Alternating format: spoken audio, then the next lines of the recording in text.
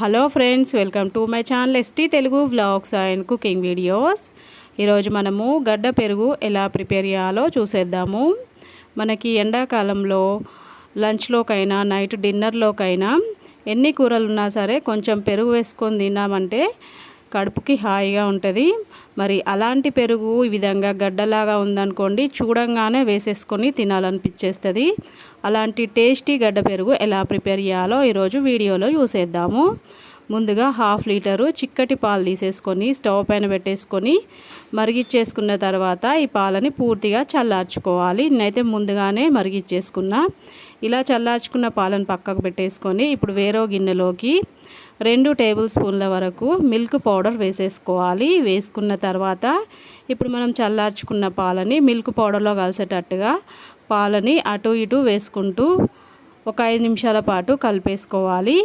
మనం ఈ విధంగా మిల్క్ పౌడర్ వేసుకోవడం వల్ల మనకు పెరుగు తీయగా కమ్మగా వచ్చేస్తుంది. మనము ఇదే ప్రాసెస్ పాలని 5 నిమిషాల పాటు అటు ఇటు కలుపుకోవాలండి. ఇలా కలుపుకోవడం వల్ల మనం వేసిన మిల్క్ పౌడరు పాలల్లో అంతా మంచిగా మిక్స్ అయిపోతుంది. ఇలా పాలనన్నింటినీ మంచిగా మిక్స్ చేసేసుకున్న తర్వాత ఇప్పుడు ఈ పాలను పక్కకు పెట్టేసుకొని తోడు పెట్టేసుకోవడానికి మనము ఇక్కడ మట్టి గిన్నె తీసేసుకున్నానండి నేనైతే. మీరు కావాలనుకుంటే ఈ ప్లేస్లో స్టీల్ గిన్నె కూడా తీసేసుకోవచ్చు. ఇప్పుడు మనం కలుపుకున్న పాలని మట్టి గిన్నెలోకి వేసేసుకోవాలి. మనం మట్టి గిన్నెలో వేసుకోవడం వల్ల పెరుగు టేస్టీగా చాలా బాగుంటుంది. ఇలా వేసేసుకున్న తర్వాత ఇప్పుడు ఇందులోకి 2 టేబుల్ స్పూన్ల వరకు తియ్యటి పెరుగు వేసుకోవాలి. మనం ఎప్పుడు పెరుగు తోడు పెట్టేసుకున్నా సరే తియ్యటి పెరుగు వేసేసుకుంటే మనకు పెరుగు కూడా తీయగా వచ్చేస్తుంది.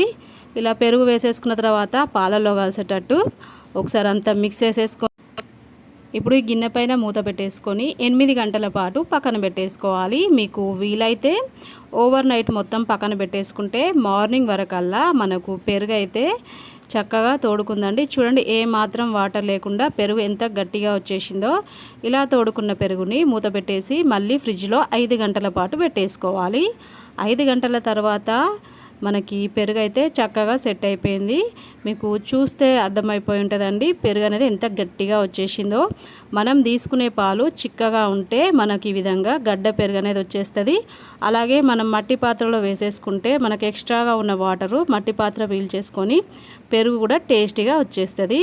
ఇలా ప్రిపేర్ చేసుకున్న పెరుగుని మనం తీసేసుకొని ఒక ప్లేట్లోకి వేసేసుకుందాము.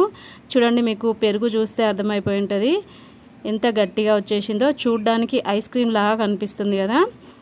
మరి ఇలా ప్రిపేర్ చేసుకున్న పెరుగుని అన్నంలో వేసుకొని తింటూ ఉంటే తీయగా కమ్మగా అలాగే సూపర్ టేస్టీగా చాలా బాగుంటుందండి. మరి నేను చెప్పిన మెథడ్లో మీరు కూడా ఒకసారి ఇంట్లో పెరుగు తోడు పెట్టేసుకొని టేస్ట్ చూడండి. మీరు అసలు బయట కొనుక్కొచ్చుకోరు, అంత టేస్టీగా ఉంటుంది. కాకపోతే మనం పెరుగు తోడు పెట్టేసుకునేటప్పుడు పాలు చిక్కగా ఉన్నాయి తీసేసుకుంటే పెరుగు పర్ఫెక్ట్గా వచ్చేస్తుంది. అలాగే మనం మామూలుగా ఇంట్లో పెరుగు కనుక తోడు పెట్టేసుకుంటే మార్నింగ్ తోడు పెట్టేసుకుంటే నైట్ వరకల్లా పుల్లగా అయిపోతుంది.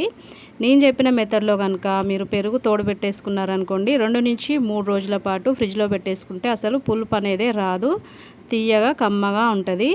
చూసారు కదండి పెరుగు ఎలా ప్రిపేర్ చేసామో.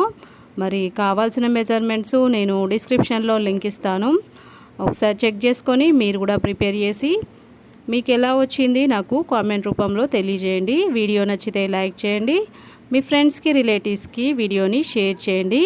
నా ఛానల్ని కొత్తగా చూసే వాళ్ళైతే సబ్స్క్రైబ్ చేసుకోండి. ఓకే, బాయ్ ఫ్రెండ్స్, నెక్స్ట్ వీడియోతో మళ్ళీ కలుద్దాం.